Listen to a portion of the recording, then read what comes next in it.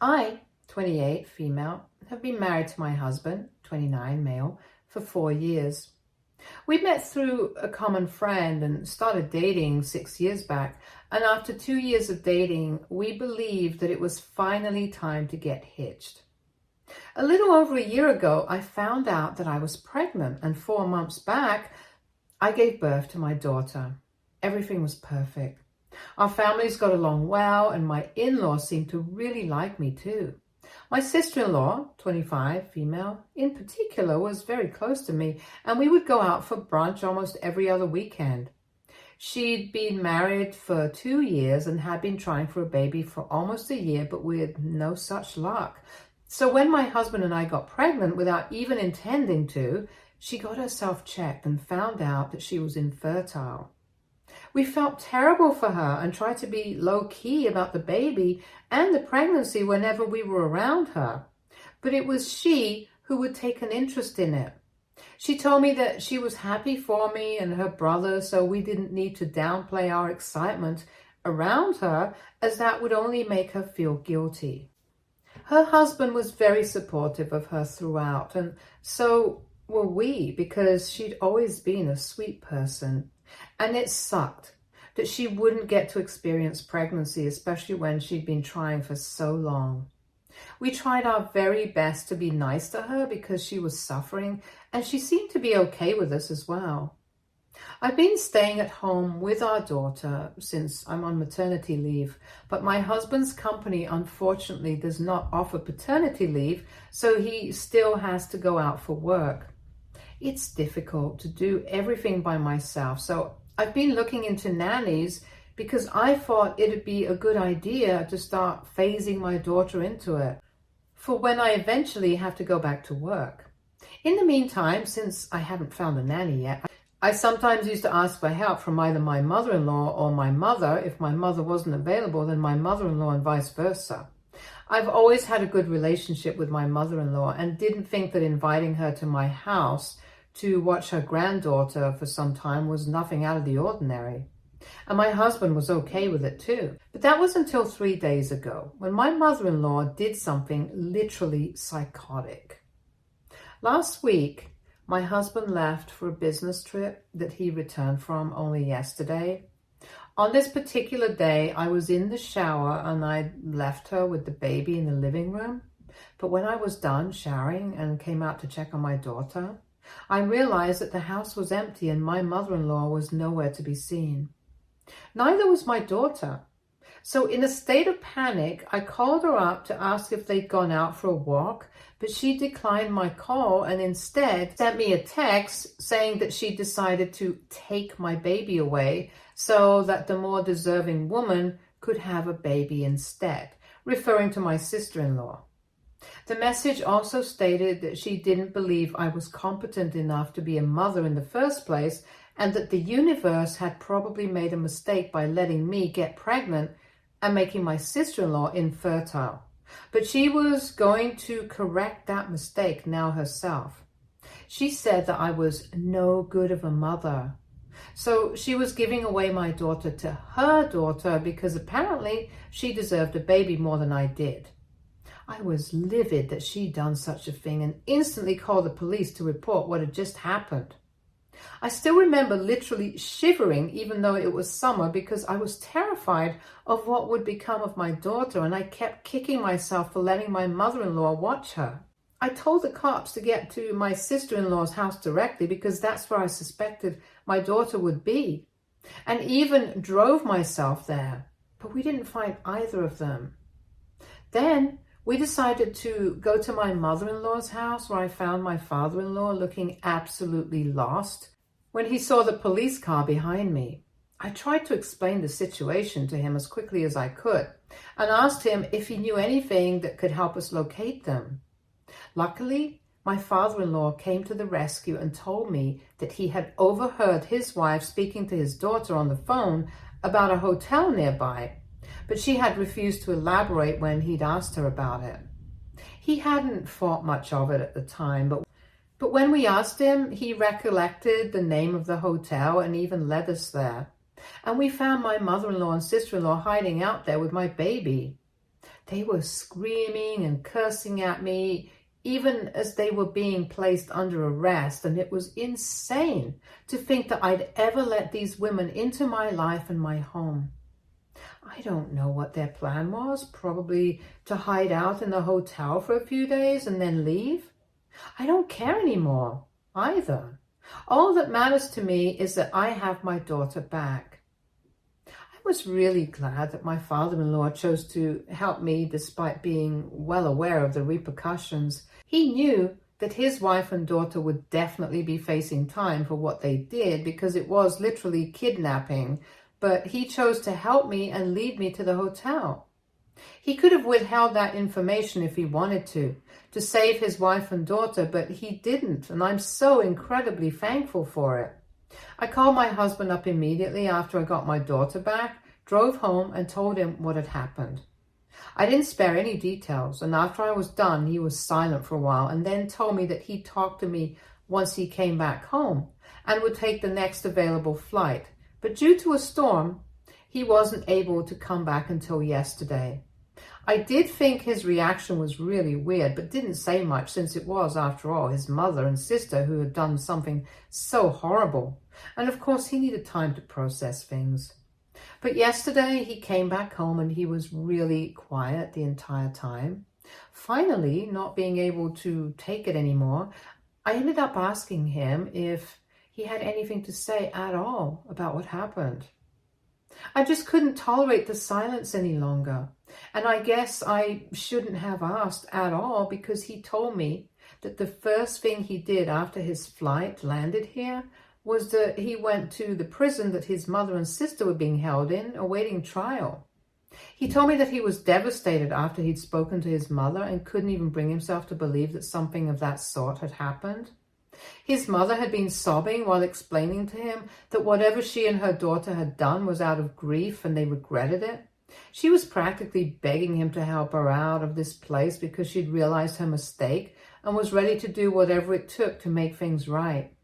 He told me that he was shattered and broke down right in front of me because he'd never expected his mother or sister to do something so awful, and he was finding it difficult to come to terms with all of this. And now, here's where I might have been the a-hole. Instead of comforting him, I lost my cool and snapped at him because I was furious that instead of coming back home to his family, the first thing after he'd landed, he decided to go visit the kidnappers and criminals instead. I told him that his mother had just been crying crocodile tears for his sympathy and he'd fallen for her act, just like she'd wanted him to, and was even feeling bad for her. I told him that if he wanted to sympathize with his mother and sister, then he was welcome to do that. But he shouldn't tell me about it and expect me to feel sorry for him when it was actually me who had gone through the most traumatic experience of my life when he was not there. But instead of checking on me, asking how I was doing, he'd visited his mother to check on her instead, and now was crying about what they were going through instead of showing concern for his wife and daughter. I must have yelled at him for about half an hour, and he just kept looking at me without a word, waiting for me to be done. Once I was done screaming at him, he finally spoke and told me that the reason he didn't come back home straight from the airport was because he already knew that we were fine at home. The reason he visited his mother and sister first was because he himself had been going through a lot while he was stuck in another city when his family was going through something like this, but even I didn't seem to care about how he'd been feeling. He told me that he'd felt helpless since he couldn't come back on time and be there for us, but I didn't ask him about it either, and even right now, when he was trying to share his feelings with me, I was screaming at him and invalidating them. I felt horrible that I'd let these women enter my home and be a part of my and my daughter's life because I'd thought that I knew them since they'd been a part of my life for a couple of years. And then he told me to think for a second about how betrayed and lost he was feeling, now that his own family and people he'd known his entire life had chosen to put me and his daughter through something so unimaginable. He did apologize for not visiting us first and being insensitive, But he also wanted me to apologize for whatever I said and making him feel worse about everything. I was really angry, so I told him that I wasn't sorry for anything that I said and doubled down on it. I told him that his mother had manipulated him into thinking that she was actually sorry for what she did with her fake tears, and he was falling for it too. He tried to tell me that that wasn't the truth, and this fight wasn't even about what his mother did, but about the way the two of us had failed to think of the other person first and were only thinking about our own feelings. But at the time, I was just too furious to see his point. So I refused to apologize and kept insisting that he was in the wrong. This went on for a while until my daughter woke up because of all the fighting, and he left the room to attend to her. He didn't come back out to the living room where we'd been, and I guessed that he must have lied down in the bedroom instead after he'd put our daughter to sleep. So I chose to sleep on the couch out of spite, and around midnight, an hour after our big fight, he came by to ask me not to sleep on the couch and come sleep on the bed because I had some trouble with my back, but I told him that I was fine sleeping here, again out of spite. He even offered to let me switch places, but I refused, and eventually he gave up. I could hear him crying till really late at night in the bedroom because the couch was really close to our bedroom door, and I kept feeling awful about what had happened, but I also didn't want to apologize either. I did fall asleep eventually, and when I woke up this morning, it was my husband who had woken me up since he was ready to leave for work. As soon as I sat up, he left without even saying goodbye. Neither did he look back at me. Now that my anger has dissipated a little, I feel really guilty for how I treated him. I'm very hormonal right now, and the smallest of things are enough to push me off the edge. And what happened with my mother-in-law and sister-in-law was something really big. So needless to say, I'm very overly emotional, but I also do see my husband's point now. I just tried to think about how I'd have felt if I was in his place, stuck in another city when I got to know that my own mother and sister tried to kidnap my baby. I wouldn't know how to act either. I'm still miffed that he chose to visit his mother before us, but he did apologize for that. I honestly don't know if what he did was acceptable or if I overreacted, and I need to know if I should apologize for how I behaved because I'm afraid that I really did hurt him. So AITA for yelling at my husband for going to visit his mother and sister in prison before coming back home to his own family. Update 1. So I decided to apologize for reacting the way I did. Like most people believed here, both of us were wrong. His decision to visit his mother and sister first was wrong. But my decision to yell at him and invalidate his feelings was pretty messed up as well. Both of us were being selfish, like my husband had said, and owed each other a huge apology. Once I went through the comments on my original post, I had some clarity on the situation because of everyone's fresh perspective on the situation, and yes, it's true. I did take things a tad bit too far with the yelling. We didn't say anything to each other for the whole day yesterday, and we didn't speak this morning either. But towards noon, I decided that I wanted to make things right. And spent the afternoon buying party supplies to apologize to my husband for whatever happened. It was also a nice little outing for me and my daughter, so it was a win-win situation altogether. My husband was pretty surprised when he came back home and broke down into tears again when he saw the "I'm sorry" cake that I'd bought for him. I ended up crying along with him because this was the longest that we'd gone without speaking to each other, and it sucked. I didn't want to live a life without my husband because no matter what happens, I really, truly, sincerely love him. And I definitely wasn't about to let a misunderstanding regarding my mother-in-law get in the way of our otherwise happy marriage. So we decided to have a serious conversation about our feelings once we were done with our teary reconciliation to get this out of the way once and for all. I told him that I was disappointed that he'd chosen to meet his mother and sister before us, and I thought that he should have come back home first. I could understand that he felt betrayed by them and needed closure or whatever, But even then, we were his family now, and we were the family he'd actually chosen to have. So he owed this to us. He agreed with me and apologized for what he'd done and explained that he hadn't been thinking straight ever since I told him the news about what they tried to do. And those 2 days that he'd spent stuck in the hotel because of the storm had left him feeling even more confused, which had led to him making a really stupid decision, and he did regret it. He also explained to me that his conversation with his mother hadn't made him feel sorry for her, and if anything, it just made him feel frustrated with how his family had turned out to be.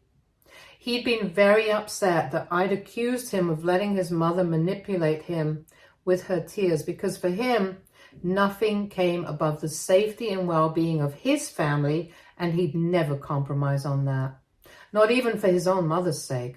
And he felt disappointed that I'd started yelling at him when he was at his lowest instead of trying to understand where he was coming from, and then made matters worse by refusing to acknowledge my behavior. So I apologized for what I'd done as well, and as of now, there's peace in our household since we're both back on good terms. We'd both been kind of selfish, and that's what had led to this huge fight. But of course, we're on the same team, and that's how it'll always be. On a slightly different note, a lot of people have been asking about how my father-in-law has been. So he's doing just fine. I'm checking up on him regularly and calling him every day. I've also been in touch with his next door neighbor so that I can keep tabs on him, because this is obviously something devastating that he's going through. And my stepsister-in-law's husband has filed for divorce after he found out what she tried to do. So that's how things have turned out for them. I can't say I feel sorry for them, because I just don't. They deserve every bit of this, and I'm glad it's happening to them now. Update 2. Hi everyone. It's been 2 weeks since my last update, and things have been pretty smooth sailing for my husband and me since then. He's switched to working from home, and we have put the whole nanny idea on hold for now because neither of us is willing to leave our baby alone with anyone other than each other right now. I'm feeling very paranoid and edgy still, so I think right now working from home is our best bet. We've also been visiting our father-in-law regularly to check on him. I won't say he's doing well because he seems really distressed and upset all the time, but that's only natural given the circumstances. I feel really bad for him because had it not been for his help, I might not have been able to find my daughter on time. We also haven't been able to speak to my sister-in-law's husband since he's gone completely MIA after he announced his decision to file for divorce. And we've tried to get in touch with him several times, but have only been met with silence. It's slightly worrying, but we're trying our best to keep in touch with everyone who's been affected by this. My mother-in-law and sister-in-law are still imprisoned and awaiting trial, but none of us have been to see them yet. Of course, I'm not going to see them at all because what they did was really unforgivable in my opinion. And I prefer for my husband to not visit them either, but if he chooses to go see them, then, well, I don't know how I'd feel about that. Things have been smooth sailing for us at home, but there are still a lot of things that are unsaid, and sometimes I do find my husband looking off into the distance, sadly. I worry that he's having a hard time processing this incident, and he's tried to push it further down so that he doesn't have to think about it. My husband is not a very emotional man, and that time 2 weeks back when we were fighting was probably the most emotional he'd shown. But in general, he has a tendency to just keep bottling things up until eventually he has a breakdown over something trivial.